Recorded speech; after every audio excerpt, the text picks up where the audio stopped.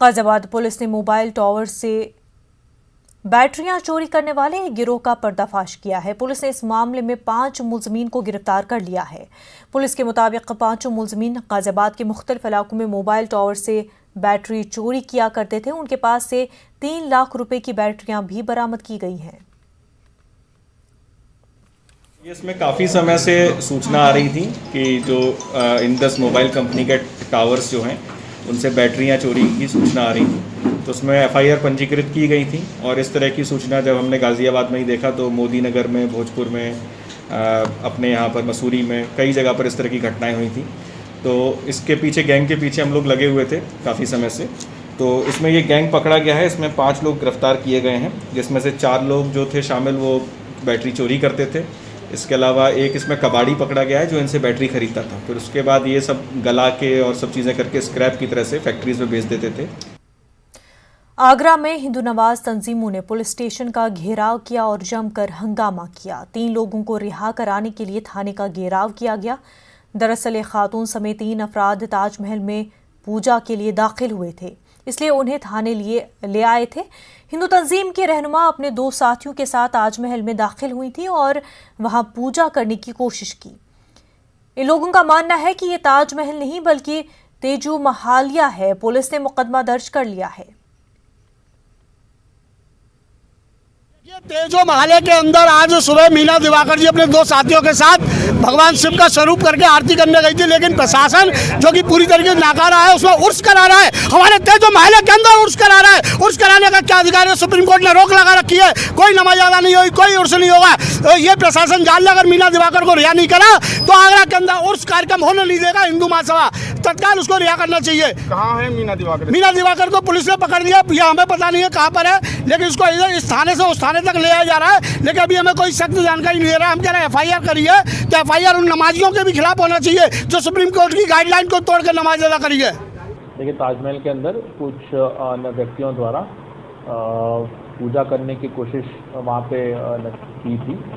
इसी संदर्भ में CISF के द्वारा उनको डिटेन किया गया। CISF के द्वारा इसमें एक तहरीर पुलिस को दे दी गई, जिसमें 3 लोगों के खिलाफ 153A IPC की धारा में मुकदमा पंजीकृत करके इन लोगों को जेल भेजा जा रहा है। देखिए, कुछ लोग थाने पे आए थे और उनको समझा बुझा के अभी फ़िलहाल भेज दिया गया है, क्योंकि ताजमहल एक प्रोटेक्टेड मॉन्यूमेंट है, जिसके अंदर किसी भी तरीके की इलीगल इस तरीके की एक्टिविटीज़ करना प्रतिबंधित है।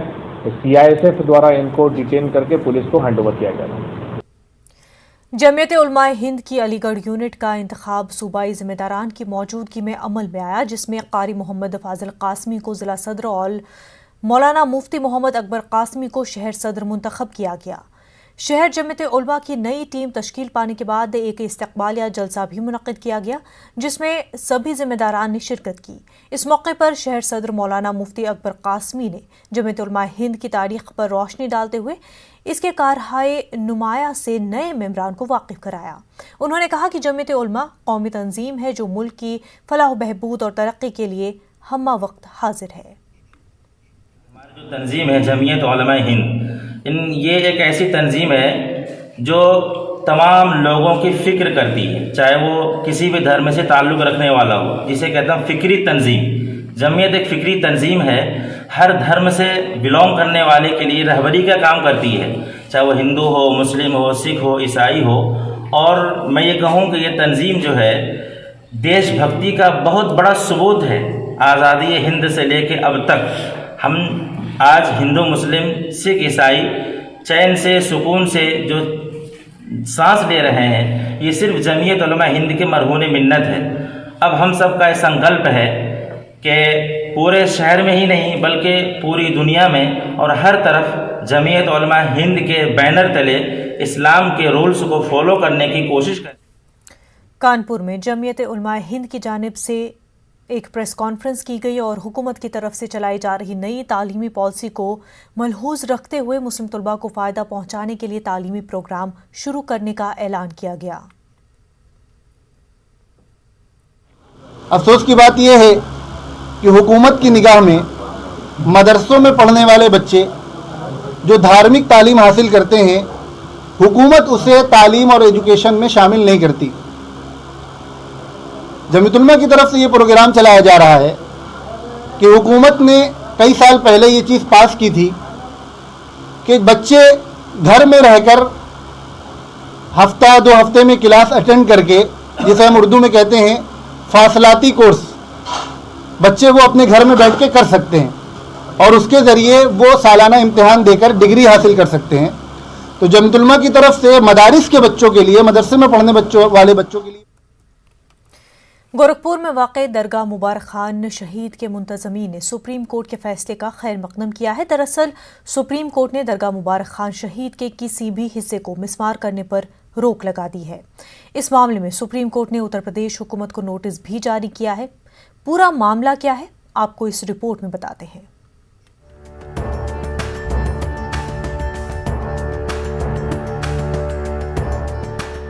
गोरखपुर की दरगाह मुबारक खान शहीद उस वक्त सुर्खियों में आई जब गोरखपुर डेवलपमेंट अथॉरिटी का अमला दरगाह के कुछ हिस्से को मुनहदिम करने के लिए पहुंचा।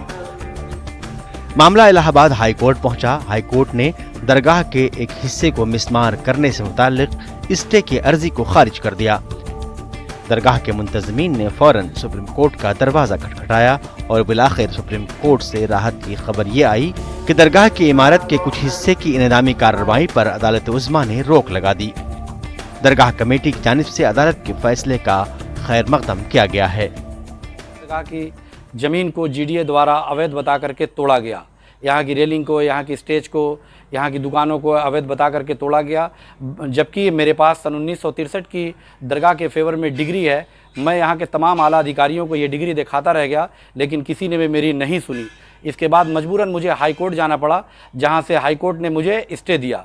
उसके बाद उसमें तारीख लगती है, उस तारीख में हमारा स्टे खारिज हो जाता है, ना कि हमारी सन 63 की डिग्री खारिज होती है। उसके बाद मुझको सुप्रीम कोर्ट जाना पड़ा, जहां से सुप्रीम कोर्ट से स्टे हुआ है। मैं तमाम अदालत सुप्रीम कोर्ट का भी मैं शुक्रगुजार हूँ। दरगाह के लिए कानूनी लड़ाई लड़ने वाले वकील का कहना है कि GDA के अफसरों ने दरगाह की इमारत के कुछ हिस्से को मुनहदिम करने के लिए सिर्फ 2 दिन का वक्त दिया था और वो बजिद थे कि निज़ामी कार्रवाई होकर रहेगी, क्योंकि उन्हें ये हुक्म दिया गया है। हालांकि दरगाह कमेटी के जिम्मेदारान के पास दरगाह की जमीन से मुताल्लिक सभी कागजात मौजूद हैं। वहीं इस मामले के एक और वकील शारिक अहमद बताते हैं कि सुप्रीम कोर्ट में ये मामला इमरजेंसी में पहुंचा, क्योंकि जिला इंतजामिया अगले दिन ही इन्हदामी कार्रवाई करने की तैयारी कर रहा था, लेकिन सुप्रीम कोर्ट ने इस मामले में राहत दी।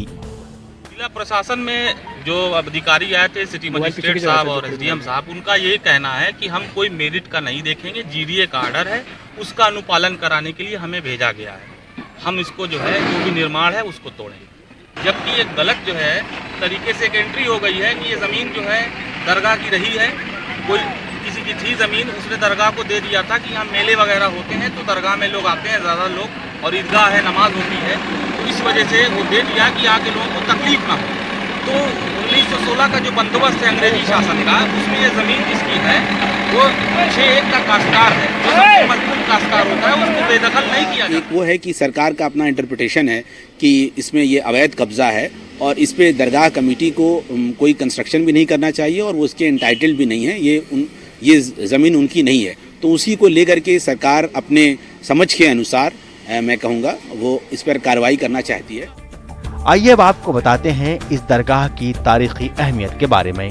ये वही दरगाह है जहां बैठकर प्रेमचंद ने 1963 में अपना मशहूर अफसाना ईदगाह लिखा था। ये दरगाह तकरीबन 1000 साल पुरानी है। इस दरगाह में हर साल उर्स होता है और हिंदू मुसलमान समेत तमाम फ़िरक़े के अफराद यहाँ अपनी मिन्नतें लेकर आते हैं। इस दरगाह से न सिर्फ फ़िरक़ा वाराना हम आहंगी की शमा रोशन की जाती है, बल्कि ये दरगाह शहर में अमन व अमान की नक़ीब भी है। यहाँ से अमन के पैगाम को आम किया जाता है। दरगाह से मुत्तसिल ईदगाह है जहाँ मुसलमान बड़ी तादाद में ईद और बकरीद की नमाज अदा करते हैं, लेकिन ज़िला इंतज़ामिया दरगाह के कुछ हिस्से पर इन्हदामी कार्रवाई करना चाहता है, क्योंकि दरगाह से मुत्तसिल Premchand park Gorakhpur development authority के तहत आता है और अब GDA पार्क की तोसी की स्कीम के तहत दरगाह के इहाते की ज़मीन पर दावा कर रहा है। लेकिन फिलहाल तो सुप्रीम कोर्ट ने इन्हदामी कार्रवाई पर रोक लगा दी है। अब देखना है कि इस मामले का क्या हल निकलता है। Bureau report. News 18 Urdu. Ghaziabad की एक बेटी ने अपने ज़िले के साथ साथ रियासत का नाम भी रोशन किया है। जी हां, गाजियाबाद की पल अग्रवाल ने उत्तर प्रदेश में जेईई इम्तिहान में पहली पोजीशन हासिल की है। गाजियाबाद के शास्त्री नगर में रहने वाली पल अग्रवाल जेईई इम्तिहान में 99.98% नंबर हासिल किए। उनकी कामयाबी पर उनके घर में खुशी का माहौल है। का जॉइंट एंट्रेंस एग्जाम है इसका फुल फॉर्म। तो इसके 2 स्टेजेस होते हैं, मेंस और एडवांस। तो ये मेनली आईआईटी में एडमिशन में हेल्प करता है। इसका एंट्रेंस एग्जाम है तो इसमें हर साल 2 अटेम्प्ट्स मिलते हैं हमें मेंस में, पर इस साल कोविड की वजह से इन्होंने 4 अटेम्प्ट्स दिए हैं। और क्योंकि अलग अलग बोर्ड के अलग अलग टाइम पे बोर्ड एग्जाम्स होंगे अलग रीजन्स में, तो सब बच्चे उसको अटेम्प्ट कर पाए। तो इसलिए इस बार 4 बार जेईई मेंस का एग्जाम होगा। तो अभी फरवरी में हुआ है, फिर मार्च, अप्रैल, मई में होगा। तो अभी मैंने फरवरी वाला दिया था, इसमें मेरी परसेंटाइल 99.988 5046 आई है। और इसके बाद फिर जुलाई 3 को हमारे जेईई एडवांस का एग्जाम है। जेईई के एग्ज़ाम में पल ने टॉप किया। सच में ये मेरे लिए बहुत गौरव का विषय है और एक बहुत बड़ी उपलब्धि है मेरी बेटी के लिए, और इसका श्रेय मैं भगवान को और बच्चे को देती हूँ। लेकिन मैं सभी बच्चों को यही कहना चाहूँगी एज अ मदर और एज ए क्लिनिकल साइकोलॉजिस्ट कि जिस तरीके से पल ने अपने आप को मोबाइल से, सोशल मीडिया से, व्हाट्सएप से, गेम से, इन सब चीज़ों से दूर रखा, इसी तरह अगर हम सब अपने आप को इन डिस्ट्रक्शन से दूर रखें और अपने लक्ष्य की ओर निरंतर बढ़ते जाएं, तो सिर्फ पल नहीं, हर एक बच्चा अपने लक्ष्य को आमतौर पर गांव देहात के स्कूल और ख़ास तौर पर मदारिस से तालीम हासिल करने वाले तलबा को शहर के स्कूल, कॉलेज और यूनिवर्सिटी सतह पर मुकाबले के काबिल न समझना एक बड़ी गलतफहमी साबित हो रही है। देही इलाकों से ताल्लुक़ रखने वाले तलबा और तालिबात न सिर्फ कड़ी मेहनत करके आला तालीम के मुकाबला जाती इम्तहानात के लिए ख़ुद को तैयार कर रहे हैं, बल्कि बेहतरीन मुजाहरा करके गोल्ड मेडल भी हासिल कर रहे हैं। मेरठ यूनिवर्सिटी के शोबे उर्दू में MA के तालिब इल्म असरार अहमद और शोबे उर्दू में MPhil की तालबा रहनुमा शिफा ने इमसाल AMA और MPhil उर्दू में सबसे ज़्यादा नंबर हासिल करके गोल्ड मेडल हासिल किया है। ख़ास बात यह है कि इन दोनों ही तालिब इल्मों का ताल्लुक़ गाँव और मदरसा तालीम से रहा है। शुरुआती तालीम गाँव के मदारिस और सरकारी स्कूल से हासिल करने वाले ये तालिब इल्म न सिर्फ खुद आला तालीम हासिल कर रहे हैं, बल्कि अपने छोटे भाई बहनों की रहनुमाई भी कर रहे हैं। MA उर्दू में मौलाना अरशी स्वर्ण पदक मिला है। इब्तिदाई तालीम भी मवाना में हुई 5वीं तक, उसके बाद आलिमियत भी की है और उसके बाद फिर हाई स्कूल इंटर होते हुए ये सफ़र मुकम्मल हुआ। लेकिन इसमें बड़ी कुर्बानियाँ वालिदैन की हैं। जी, पसमानदा तबका तो है, OBC बोर्ड में आते हैं, मवाना में है, पिछड़ा वर्ग है, प्लस उर्दू से बचपन से ही मदरसे में पढ़ने की वजह से शगफ और शौक़ रहा है। इसलिए बस फिर चाहा कि पहले मजहबी तालीम हासिल की जाए, उसके बाद फिर इंशाल्लाह जो असरी तालीम है उसके अंदर तरक्की पाई जाए। मुझे MPhil उर्दू में VC मेडल मिला है। मदरसे के बाद मैंने मेरठ कॉलेज में तालीम हासिल की और उसके बाद यहाँ CCU यूनिवर्सिटी में MPhil किया। बहुत मुश्किल लगता था जिस वक्त मैंने मदरसे से निकल कर के यूनिवर्सिटी में तालीम हासिल की। बहुत सारे मसाइल थे, सबसे बड़ा मसला सफ़र का था, लेकिन इन तमाम परेशानियों के बावजूद भी मुझे ये ख्वाहिश थी कि मैं पढ़ूं और किसी तरह अपनी 23 मार्च से 27 मार्च तक चेन्नई में मुनक़्क़िदा होने वाली पैरा एथलेटिक्स चैंपियनशिप के लिए यूपी में मेरठ से मुंतखब होने वाले माजूर खिलाड़ियों की तादाद सबसे ज़्यादा है, लेकिन इस चैंपियनशिप में शिरकत करने के लिए इन खिलाड़ियों के सामने मुश्किलात पेश आ रही हैं। इन माजूर खिलाड़ियों के सामने सबसे बड़ी मुश्किल 36 घंटे का ट्रेन का सफ़र है। चैंपियनशिप के लिए मुंतखब होने वाले इन माजूर खिलाड़ियों का कहना है कि हुकूमत माजूर खिलाड़ियों को खेल में आगे आने की तलकीन तो करती है, लेकिन सहूलियात फराहम नहीं करती। हम DM साहब के पास आए हैं क्योंकि अभी हम स्टेट खेलने गए थे गाजियाबाद में, जो पैरा एथलेटिक्स का था। उसमें मेरठ से काफ़ी मेडल्स आए हैं, जिसमें सबसे ज़्यादा गोल्ड मेडल थे। और हम इसीलिए अभी यहाँ पर DM साहब के पास आए हैं क्योंकि हमें अभी चेन्नई जाना है, उसके लिए हमने क्वालिफाई किया है। मेरठ के सबसे ज़्यादा बच्चों ने क्वालिफाई किया है जो पैरा एथलेटिक्स में है। तो अभी हमारे पास इतना एक्सपेंस नहीं है एक्सपेंस कि हम अपने टिकट्स खुद करा सकें। और डिसेबल जो बच्चे होते हैं वो ट्रेन से ठीक से सफ़र नहीं कर पाते। और आपको पता है इस टाइम कोविड चल रहा है, तो ट्रेन में 36 घंटे की जर्नी करने के बाद, अब जैसे कोई रेसर प्लेयर है हमारे साथ, एथलेटिक्स में हमारे थ्रोअर प्लेयर हैं, सबकी मसल्स भर जाएंगी। 36 घंटे अगर हम सफ़र करेंगे ट्रेन से, तो हम नेक्स्ट डे वहाँ जाकर कैसे अपना गेम खेल पाएंगे, हम कैसे परफॉर्मेंस दे पाएंगे। तो हमने सर से मांग की है कि हमारा फ़्लाइट्स का टिकट कराने का और आने और जाने का दोनों का करा दें, क्योंकि चेन्नई में जो अभी एथलेटिक्स होने वाला है नेशनल, उसमें सब कुछ प्लेयर को। यूपी में जैसे जैसे पंचायत इंतखाबात का वक्त नजदीक आ रहा है, पुलिस के लिए नज़्म व नस्क को बहाल रखना बड़ी चुनौती बनता जा रहा है। कहा जाता है कि पंचायत इंतखाबात शुरू होते ही लॉ एंड ऑर्डर बिगड़ने लगता है, जिसकी मिसाल अलीगढ़ में बहुजन समाज पार्टी के जिला सदर के दफ्तर पर देखने को मिली। पंचायत इंतखाबात में टिकट देने का दबाव बनाने वाले दबंगों ने टिकट न देने की सूरत में दफ्तर में जमकर तोड़फोड़ की। पूरा मामला सीसीटीवी में कैद हुआ है।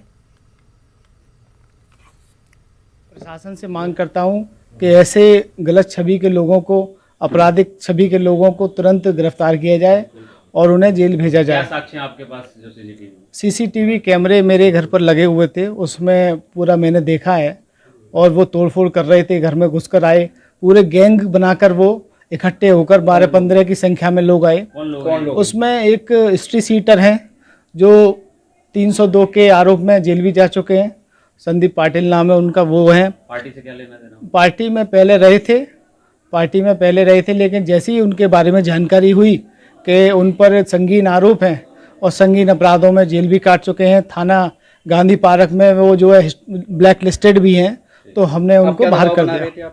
ये टिकटों का दबाव बना रहे थे, गलत लोगों के लिए टिकट मांग रहे थे लगातार, जिनका प्रयास कर रहे थे। लेकिन 23 फरवरी से गायब अलीगढ़ मुस्लिम यूनिवर्सिटी का तालिब इल्म अशरफ अली दिल्ली में मिला है। अशरफ अली ने अपनी गुमशुदगी के पोस्टर जामा मस्जिद के इलाकों में लगे देखकर अपने रिश्तेदार को फोन किया था, जिसके बाद पुलिस उसे लेकर आई है। अलीगढ़ पुलिस और प्रॉक्टर टीम अशरफ अली की तलाश में मुसलसल लगी हुई थी।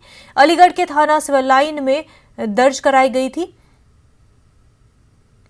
आज एसएसपी अलीगढ़ मनीराज जी और proctor AMU professor Wasim Ali ने प्रेस कॉन्फ्रेंस कर बताया कि जहनी तनाव के सबब अशरफ अली कैंपस छोड़कर दिल्ली चला गया था और दिल्ली में रह रहा था, जबकि उसने अपने घर वालों और खानदान वालों से भी कोई राब्ता नहीं किया था। अशरफ अली के मिलने पर सभी ने इत्मीनान का इजहार किया है, क्योंकि अशरफ की गुमशुदगी का मामला यूपी असेंबली में भी उठा चुका है। अलीगढ़ में थाना सिविलियन अंतर्गत एएमयू का यूनिवर्सिटी है, उस पर छात्र Mohammad Ashraf BA 3rd year पढ़ रहा था। और 24/2/21 का वो अपने आप स्वयं गायब हो गया था। उसका पुलिस को सूचना मिला, पुलिस तुरंत गुमशुदा दर्ज करा के पुलिस टीम गठित करके तलाशने की कोशिश किया है। और कल रात 10 बजे पुलिस को सूचना मिला है, वो दिल्ली में जिम्मा मस्जिद में उनका चचेरा भाई इरशद का साथ है। इस तरह सूचना एएमयू का प्रॉक्टर साहब का माध्यम से मिला है। पुलिस तुरंत जाके उनका बरामद किया और हिरासत में लिया है। और उनसे हिरासत में लेने के बाद पूछताछ किया। पूछताछ में उन्होंने ये बताया था वो डिप्रेशन का बीमारी उनका चल रहा था, उसके इलाज भी कर रहा था वो लगातार। और उसके होते हुए वो अपने आप स्वयं निकल गया था अपना कमरा से, और उसके बाद उन्हें इधर उधर घूम रहा था पिछले 10 दिन से। महाशिवरात्रि के मौके पर अलीगढ़ में भी अकीदतमंदों की कतारें लगी हुई हैं। अलीगढ़ में खेर यश्वर धाम पर लाखों की तादाद में अकीदतमंद जल चढ़ाने के लिए मुख्तलिफ सूबों से भी पहुंचे हैं। इसके पेश नज़र जहां जिला इंतजामिया ने भी इंतजामात किए हैं, वहीं मंदिर में सेवादार भी मुस्तैदी के साथ लगे हुए हैं। आज सुबह से मंदिर में अकीदतमंदों की कतारें लगी हुई हैं। मंदिर के जिम्मेदारान का कहना है कि तकरीबन 8 लाख अकीदतमंद यहां पहुंचकर जल चढ़ाएंगे। सिद्धपीठ खेरेश्वर धाम में महाशिवरात्रि का मेला बड़ा धूमधाम से मनाया जाता है और यहाँ दूर दूर से श्रद्धालु जलाभिषेक करने के लिए आते हैं। हमारे पड़ोसी राज्य हरियाणा, दिल्ली, पंजाब और उत्तर प्रदेश से तो यहाँ पर श्रद्धालु आते ही हैं। कई राज्यों से यहाँ पर श्रद्धालु जलाभिषेक करने आते हैं। उसी हिसाब से हम यहाँ पर व्यवस्थाएं करते हैं। करीब 6 से 8 लाख के बीच में यहाँ पर श्रद्धालु 24 घंटे में जलाभिषेक करते हैं। प्रशासन के द्वारा भी हमें पूर्ण सहयोग मिल रहा है। वैसे 200 करीब सेवादार हमारे यहाँ मेले में जो है व्यवस्थाओं में लगे हुए हैं और 24 घंटे। अलीगढ़ के थाना कोआरसी में इंसानों की तरह बोलने वाले तोते की गुमशुदगी को दर्ज हुए 6 दिन गुजरने के बाद अब उस पर 10,000 का इनाम रखा गया है। याद रहे कि गुज़िश्ता दिनों अलीगढ़ के रमेश विहार के रहने वाले SC वारशनी ने थाने में अपने पालतू तोते की गुमशुदगी दर्ज कराई थी। अभी तक उसके न मिलने पर अब उसको ढूंढने वाले अफराद को 10,000 का इनाम रखा गया है। उनके अहल खाना ने बताया कि ये तोता ऑनलाइन उनकी बेटी ने खरीदा था, जो इंसानों की तरह बोलता है। अब उनकी बेटी लंदन में है, ऐसे में इन लोगों पर उसकी जिम्मेदारी थी, लेकिन अचानक ये घर से गायब हो गया है, जिसकी तलाश पुलिस भी कर रही है।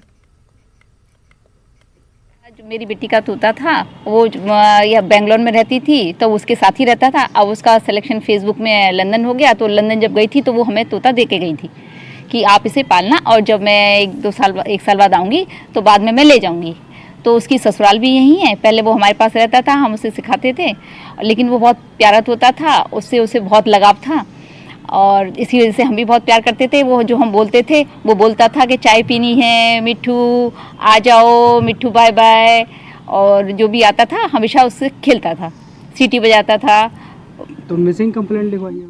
लातेहार के बालूमाथ में एक दर्दनाक हादसा पेश आया है। एक कुएं में जहरीली गैस के रिसाव से एक ही खानदान के 3 अफराद की मौत हो गई। बताया जा रहा है कि आपाशी के लिए कुएं में मशीन लगाई गई थी, जिसे निकालने के लिए लोग कुएं में दाखिल हुए थे। बालूमाथ थाना क्षेत्र के पालही गांव में हम दिखाना चाहेंगे कि इसी कुआं में दम घुटने से पिता पुत्र तथा एक उनके भतीजे की मौत हो गई है। पूरे मामले को बताना चाहेंगे कि इसी कुआं में सिंचाई के लिए उन्होंने मशीन लगाया था, और मशीन को निकालने के लिए सिंचाई के बाद जब मशीन को वो निकालने गए और वो मशीन का जो गैस बना था, जिसके चपेट में आने से उनकी दम घुट गई और तीनों लोगों की मौत कुआं के अंदर ही हो गई। कुछ ग्रामीण हैं हमारे साथ, हम इनसे जानना चाहेंगे कि क्या जानकारी मिली, कैसे हुआ है घटना। मशीन से ये लोग सिंचाई कर रहा था, जिसका नाम था अनूप टोप्पो। इसके बाद सिंचाई खत्म होने के बाद मशीन को निकालने के लिए दोनों बाप बेटा, जिसका उसका बेटा का नाम था क्या नाम था जी, आशीष टोप्पो, दोनों बाप बेटा नीचे जाने के बाद मशीन को खोला। इसी बीच में वो लोग बेहोश हो गया। उसका भतीजा एक था अनूप टोप्पो, उसको खबर मिली, दौड़ करके आया, देख रहा है कि दोनों जो है सो पानी के अंदर चला गया। वो भी नीचे उतरा और उतरने के बाद गैस से उसका भी दम घुटने लगा। काफ़ी संख्या में ग्रामीण हम लोग जुट गए। बहुत मशक्कत के बाद हम लोग कुछ देर के बाद, लगभग 2 घंटा के बाद, इन लोगों को किसी तरह निकाले और तुरंत बालूमाथ हॉस्पिटल भेज दिए। जिस तरह से ग्रामीणों ने बताया कि कुआं का अंदर जो मशीन लगा था सिंचाई के लिए, उसको निकालने के क्रम में तीनों लोगों की मौत वहां दम घुटने की वजह से हो गई।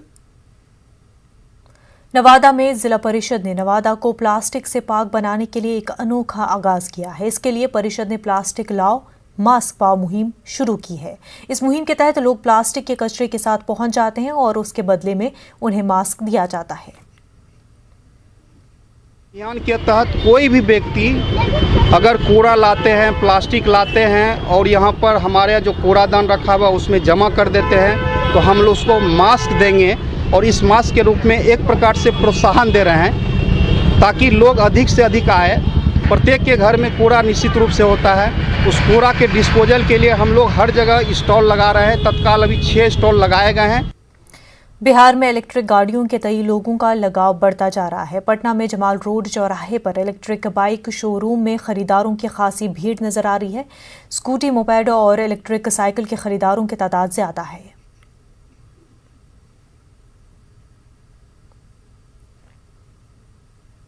उपलब्ध है, यानी पूर्णतः स्वदेशी।